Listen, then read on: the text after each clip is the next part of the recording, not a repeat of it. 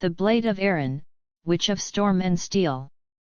In the land of Eldoria, where dragons once ruled the skies and the seas whispered ancient secrets, there existed a realm torn between the forces of steel and magic.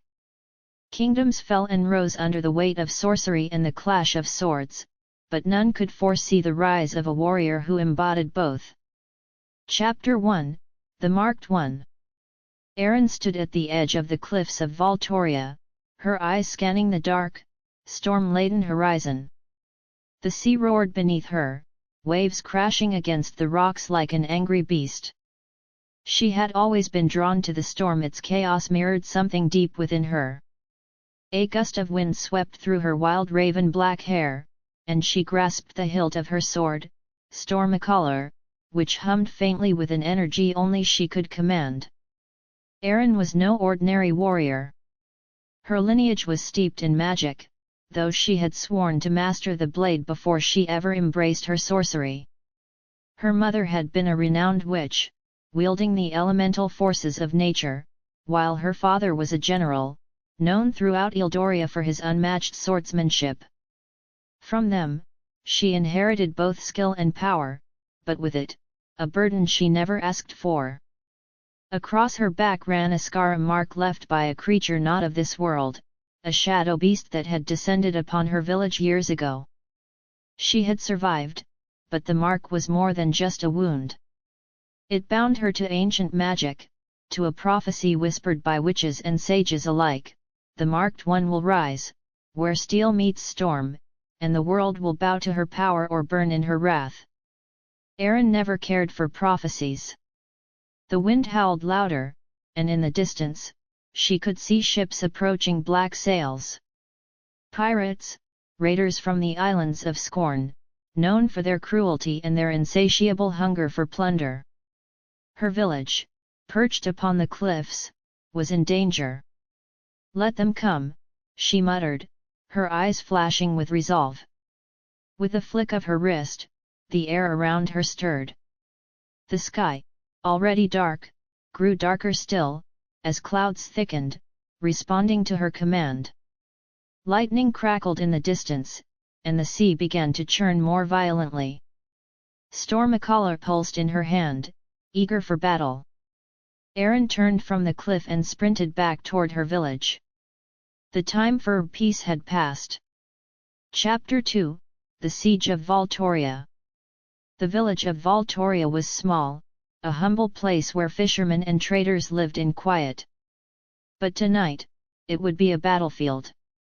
As Aeryn arrived at the gates, she saw the villagers preparing for the attack. The village elder, a wiry man named Vorel, was barking orders, his face pale with fear. The wooden gates were being reinforced, but they would not hold for long. "Aeryn!" Vorel called as she approached. "The Scorn have returned. They mean to raise the village this time." "Not if I can help it," she said, her voice calm but laced with steel. "Your magic. I will use it when the time is right." Vorel nodded, trusting her as he had always done. She had defended this village many times before, but never had the threat been this great. The Scorn were ruthless, and their numbers had grown. The first of the enemy ships docked, and the pirates spilled out onto the shore like a dark tide. Their leader, a hulking brute named Cordic the Blood Hand, led them with a savage grin. His right hand was a mass of scars, stained with the blood of those he had slain. He wielded a massive battle axe, its sharp edge glinting in the flickering torchlight. "Bring me the Witch of Voltoria!" Cordic roared, his voice cutting through the wind. "I've heard of her power, and I intend to claim her head for my collection." Aeryn stepped forward, her sword unsheathed. "You'll have to take it from my corpse," she said, her voice as cold as the storm brewing above. Cordic laughed, a deep, guttural sound. "That can be arranged." With a nod, his men surged forward, and the battle began. Aeryn moved like a tempest, her sword flashing through the air as she cut down the first wave of pirates. Her training was impeccable, each strike precise and lethal. But as more enemies poured in, she knew steel alone would not win this fight. She stepped back, raising her free hand. The air crackled with energy as she whispered an incantation under her breath. The clouds above twisted, and a bolt of lightning shot down, striking the earth before her, sending pirates flying. The power coursed through her veins, exhilarating and dangerous. But magic came at a cost. Too much, and it would consume her. She could feel it pulling at her, like a riptide beneath the surface of her mind. But she pushed it back, focusing on the fight.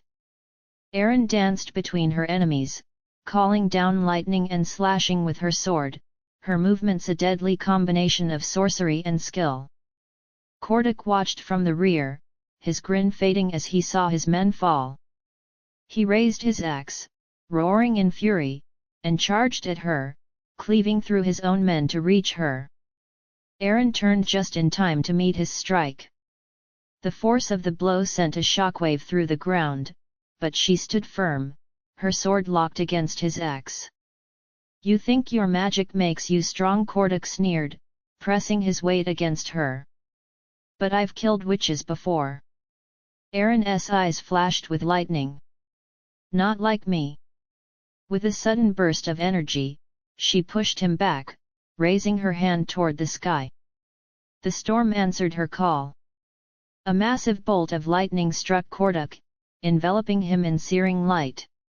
He screamed, dropping to his knees as the energy coursed through him, his axe falling from his grasp.